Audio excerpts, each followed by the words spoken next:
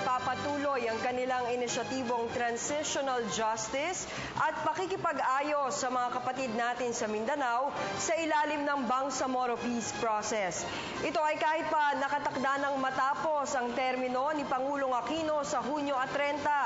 Ayon kay outgoing Presidential Advisor on the Peace Process, Teresita Guingdeles, sa pamamagitan lamang ng Transitional Justice at Reconciliation, maabot ng mga taga Mindanao ang matagal na nilang inaasam na kapayapaan. Sa pamamagitan anya ng patuloy na pagpapatupad sa mga hakbangin na inirekomenda ng Transitional Justice and Reconciliation Commission, ay may aasahang pag-asa at kapayapaan ang mga Bangsamoro. Kabilang sa mga hakbang na ito ay ang pagtugon sa pangangailangan ng mga batang Pilipino ukol sa tunay na kasaysayan ng mga Bangsamoro, pagbibigay kompensasyon sa mga kababayan natin na naging biktima ng madugong martial law at pagkakaroon ng malinaw na mapa na kinapapalooban ng buong Bangsamoro Region.